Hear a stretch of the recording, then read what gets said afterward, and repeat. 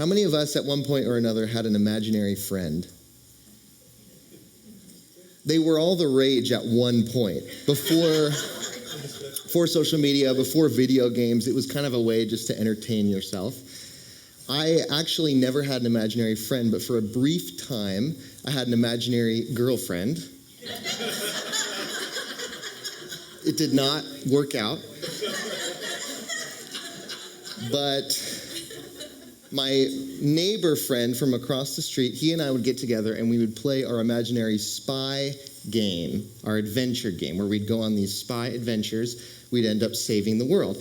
And when we had saved the world, the game always ended the same way, where we would go back to this apartment that we shared with our girlfriends, and our imaginary story would always end with us kissing our girlfriends. That was like our reward. We did, we saved the world, that was always how it ended.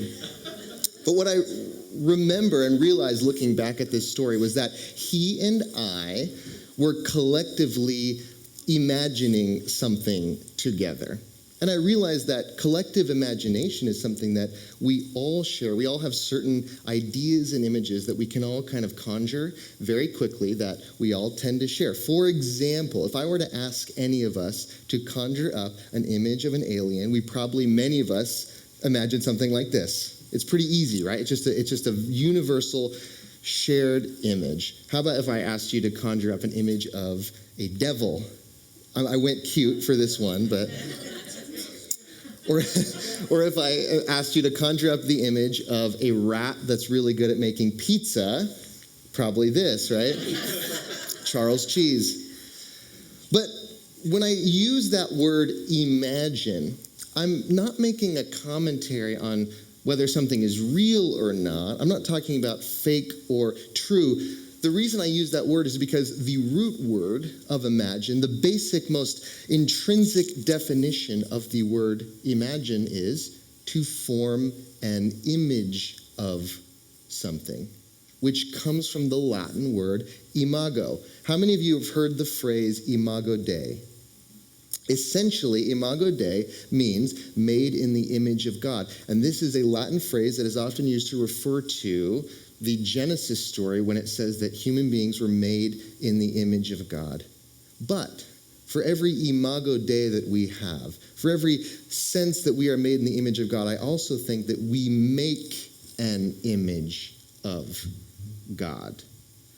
And this is why in our series which we are kind of revisiting, approaching things anew, I want to invite us to reimagine God. Now, the word re-imaging God, could work just as well, but re-imaging is not a word, so we have to go with reimagining. And I do want to make a few caveats before we get into this message today. This is not about whether you do or do not believe in God. See, God, that's just a word. That's a word. And I invite you today to translate that word if that word does not work for you, it does not make you feel open.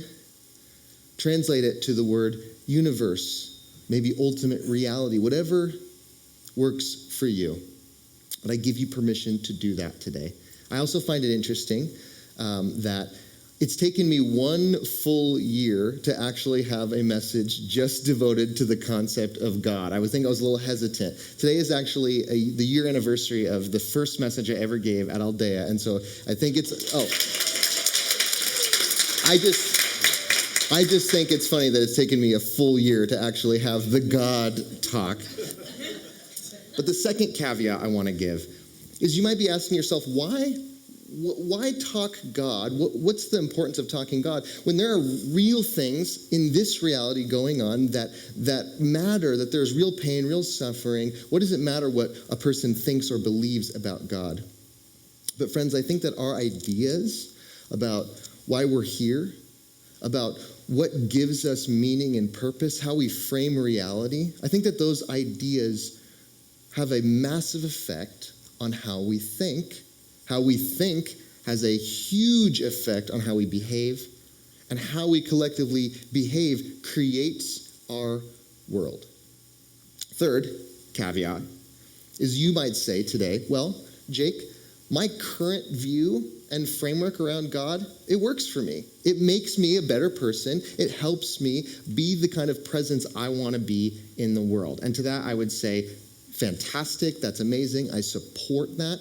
But if down the road you find yourself at a crossroads, you find yourself questioning some things, you find yourself challenged around your beliefs or images of God, then I hope that what we discuss today is helpful for you in some way, maybe in the future. But throughout history, human beings have tried to imagine the unimaginable. And I've been wondering, where do those images come from? And the easy answer is these images come from human beings. We create these images because, in some sense, we need images. We need something that we can relate to, something that we can comprehend. The theologian, he's also a professor at Fuller Seminary, and he also at one point was the road manager for AC/DC, Barry Taylor. Definitely worth checking out, but he says it this way: God is the name of the blanket we throw over mystery to give it shape. That's one to chew on. God is the language, the imagery that we use to label, to understand something inherently ununderstandable. That's a new word as well. What were some images that you were given, or maybe that you came up with around God? White robes. Father. White robes, father. Male. Judgment. Bearded.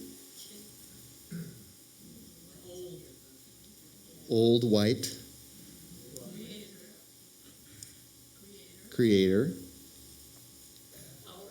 Powerful. Separate. Vain. Demands praise. Demands praise. There you can hear a mixture, right? There's some positive and some negative there. And I think when we look at some of the more positive suggestions, at best, these are attempts at shape and texture, something that maybe can be connected to. I think this is the power of an image such as Jesus Christ, a human version of God that humanity could relate to. But as we also see by many of the suggestions that you gave, images can be easily co-opted. Am I right? This is how we get white Jesus, white American Jesus, or patriarchal father, or judge. But see, the common thread between all of these is that humans imagine them, and so humans can use these images for different ends. However, whatever we say about God always rests within the larger reality of what we can't say. Meaning always resides within a larger mystery. Knowing always takes place within unknowing.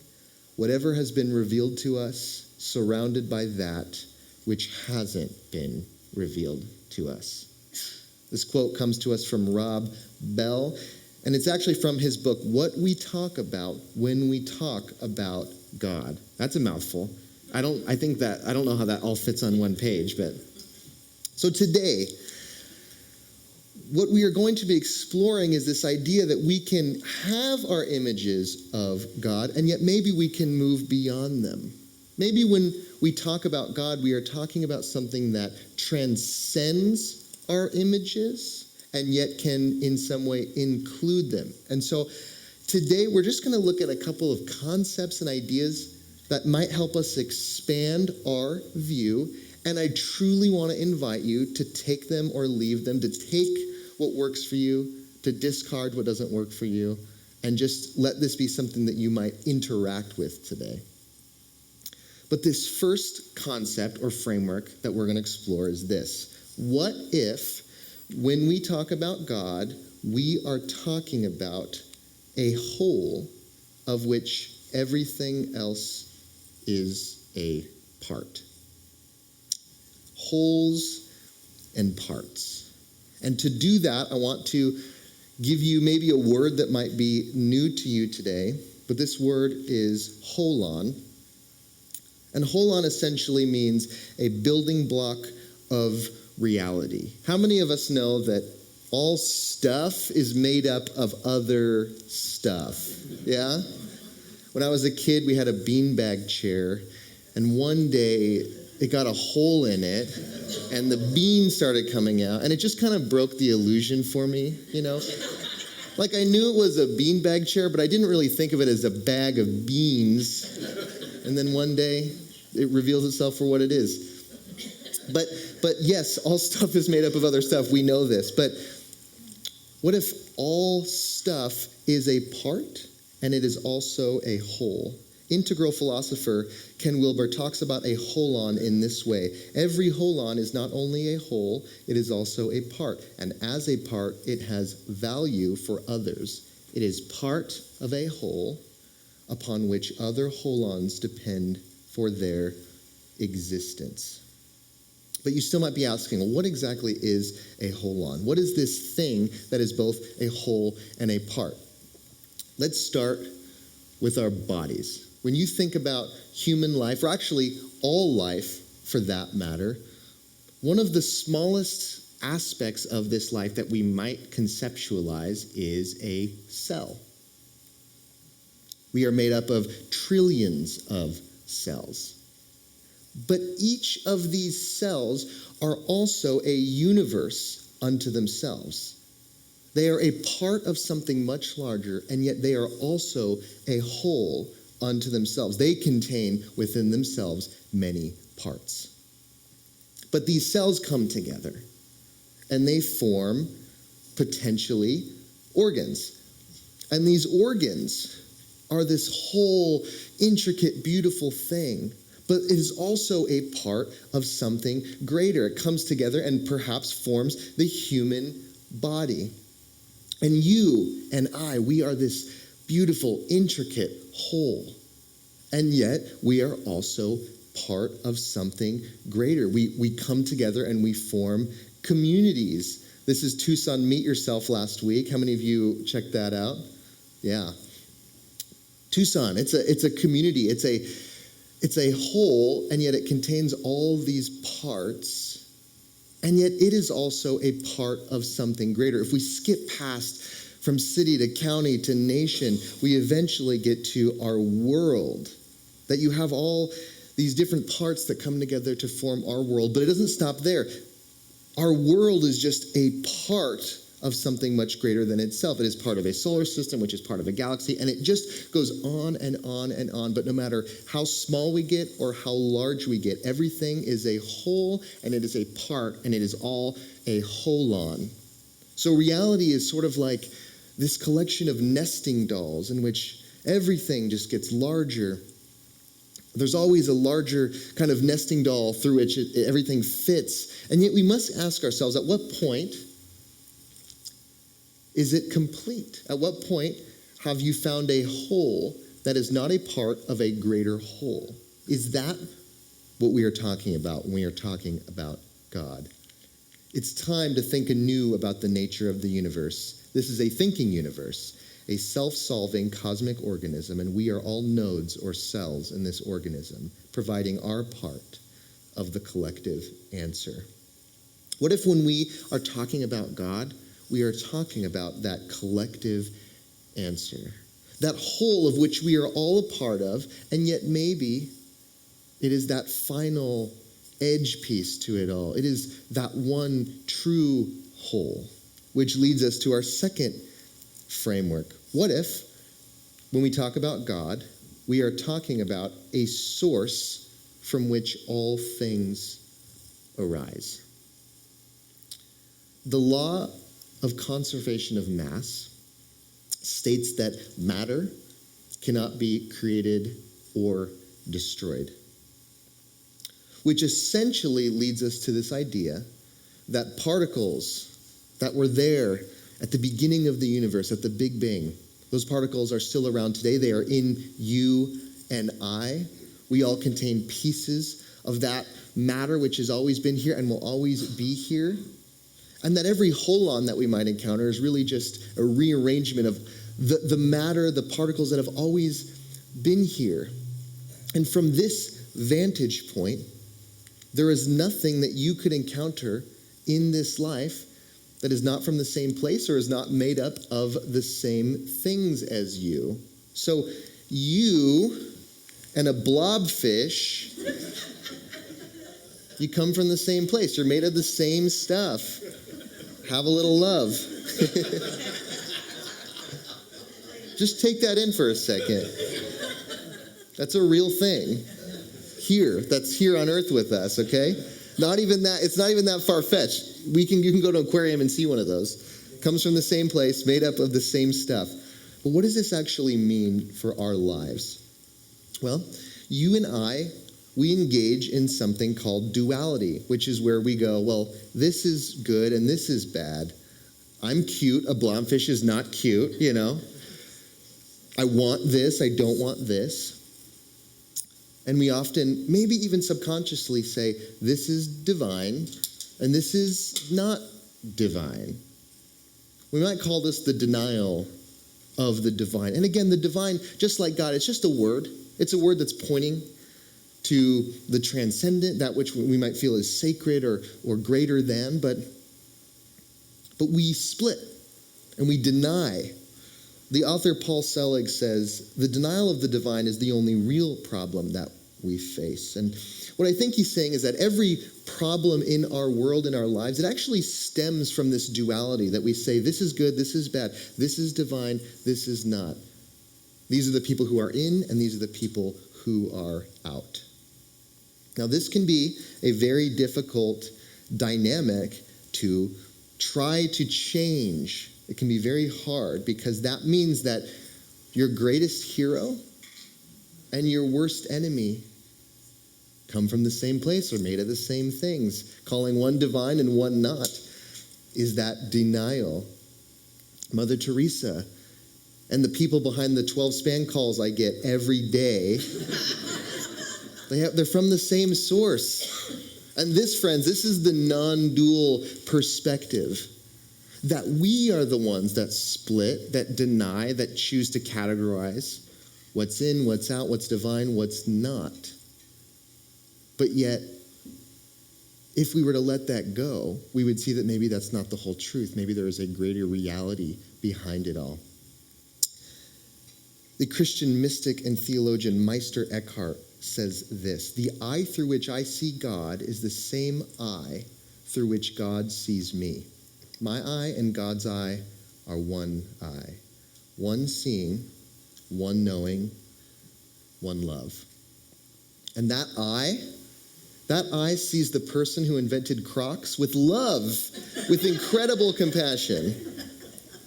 In this perspective, everything belongs. Everything has its place. Nothing is outside. Nothing is separate. Which leads us to our final framework of today. When we are talking about God, we are talking about that which is always bigger than our box. Came across this meme the other day that was just too good not to share. You have this person with amazing curly hair saying, I'm tired of God. I think I'm going to try and stop believing in God now. They look kind of sad. So then they take a bat to their God box. But, oh no, I made it worse. God's everywhere now. See, you and I, whether we realize it or not, we all have a frame, a container, edges to the way in which we might conceptualize, imagine reality or God. Maybe for a lot of us, that box was constructed and handed to us at a young age by religion. Maybe not. But what I do believe will happen, religious or not, is that your box, your God box, your reality box, eventually cracks will begin to form. Eventually that box will break because that box will not be able to hold what is often the fullness, the depth, the weight, and intensity of our life experiences. Maybe that's our observations of the world and the great pain and suffering and the diversity and the expansiveness of this world can't be held by our God container any longer. Or maybe we have personal experiences of great loss, great joy, things that do not fit in our God box. And I believe that these life experiences actually change the way we think and not the other way around. Richard Rohr says it this way: we do not think ourselves into new ways of living. We live ourselves into new ways of thinking. So for a time, we might have experienced that God box as being broken, as being shattered. How many of us have been in a period of life when you might have asked yourself, what do I even believe anymore? Who would I be without this idea of God or religion that I grew up with? Maybe that felt like a dark night of the soul. Maybe it's the moment that you're in right now. And that liminal in-between space, sure, it can be incredibly scary, but I believe it can also be wonderfully fruitful. Because it is in those spaces and those moments that we are given the opportunity to expand, to burst out of the edges and the walls and the containers that held in our previously held views. Last week, I made a bit of a joke at the expense of Biosphere 2, if you were here, and I called Biosphere 2 a failure, and one of our beloved community came out to me afterwards, and we had a little conversation about how, she shared with me, Biosphere 2 being a failure is actually a bit of a misnomer, because it actually taught us so much. Even if the experiment didn't go exactly as planned, we learned so much. How could we call that a failure? And that conversation reminded me of how science is so beautifully oriented towards failure. That failure is actually what leads us to greater knowledge and greater understanding. The scientific method is really built in such a way to engineer failures to get us to a greater understanding of the truth. Every failure actually leads us somewhere better. And I think religion and spirituality can learn from this orientation and disposition towards being wrong. What if we started to think that it was a good thing when we discovered that we were wrong about God? What if when our images stopped working, it was in that moment that we were just being opened up to a bigger picture? There is a phrase within Buddhism, a little bit harsh, but it's also, I think, meant to be taken abstractly, and it goes like this: if you see the Buddha on the road, kill it. Kill him. And of course, I don't want you to take that literally, especially with Halloween coming up. But how I interpret this in my own life is, if you find yourself with a vision or conception of God that you can deconstruct, that you can dethrone, then you ought to. Because it'll only give way to something bigger, something more expansive. See, oftentimes we come to these interesting points where our ideas about reality feel like they're about to tip over into that breaking point. And for a lot of us, at different times, we might have held on. We might have tried to hold together an earlier view and find ways to patch up the different holes. And I rarely encourage you to do things here. I love and I want to give the opportunity for people to truly find their own path and their own journey in whatever way suits them. But one thing I would honestly encourage is, if you find yourself on that edge, just wonder what it might be like to go forward instead of backwards, to move forward into allowing that old image to break and allowing that old image to fall away, just out of curiosity for what might arise in its absence. Because God is a word that is pointing to something that is always going to be beyond words. And yet, as humans, we want to talk God. We love it. I mean, that's why I know so many of us are here. We love to have these conversations about that space in our lives that is sacred, that is the more than space. I had this amazing opportunity this week to connect with a pastor who has been leading a community not unlike ours in North Carolina, but he has 30 to 40 years on me, and so I have a ton to learn from him. And I asked him, what has led you and driven you to continue forward, to continue evolving? And he said, no matter how my beliefs changed, there was always this desire to explore in community, to explore that idea of there's something more. There's something more. We all have that. It might mean different things for each of us, but there's that space in our lives that we know there's something more. There's a depth. There's a dimension to life that if we don't explore it, there's always that longing. So maybe God is a word to refer to a depth and a dimension of being.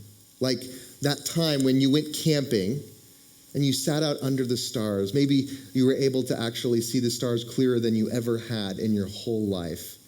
Maybe you would have even said that you saw the Milky Way or the faint outline of it, which is really a way of saying, I saw this thing of which we are just a small piece of, a small speck in. And maybe in that moment you felt both incredibly small and yet incredibly privileged to have that opportunity. Maybe that's what we're talking about when we're talking about God. Maybe recently you attended a funeral and you got to experience the legacy of one person's life. You got to experience a room that held both incredible grief and yet incredible celebration of someone's contribution to this life. And those emotions and that depth gave way to something sacred that we can't quite even put a finger on. Maybe that's what we're talking about when we talk about God. Maybe some of you had the opportunity to interact with a newborn baby recently. And what you found was this vessel of pure presence and joy, even a sense of emptiness that they haven't yet taken on the anxieties and the stresses of life. Pure presence. Maybe that's what we're talking about when we're talking about God. We should hold 2 slips of paper in our pockets, a well-known saying in Jewish tradition goes. On one should be written, the world was created for me. On the other, I am but dust and ashes. Maybe to talk God is to hold these 2 understandings in balance, to hold our bigness and our smallness in a sense of balance. So next time you're wondering, why am I here? What is my purpose? Do I even matter? Do people actually care that I'm here? Pull out that slip of paper that says, the world was created for me. And remember that the particles that are in you have been here since the beginning and will be here till who knows when. And next time you're at a restaurant and you order a Coke and they bring you Diet Coke. I know how you feel about that. And you're thinking, what is coming to this world? What is going on? Pull out that slip of paper that says, I am but dust and ashes, okay? Next time you're trying to find that one movie you want to watch, and of the 12 streaming services you do have, it's on the one streaming service you don't have. You didn't even know that McDonald's had a streaming service, but just pull out that paper. I am but dust and ashes. I want to close with this today. This is a quote from Alan Watts. Through our eyes, the universe is perceiving itself. Through our ears, the universe is listening to its harmonies. We are the witnesses through which the universe becomes conscious of its glory, of its magnificence. Friends, what if we spent less time trying to have the right idea, the right image, the right words for God, and we spent more time witnessing the beauty of everything here, now, in front of us? What if we were brave enough to let our ideas of God fall apart and see what shows up in their absence?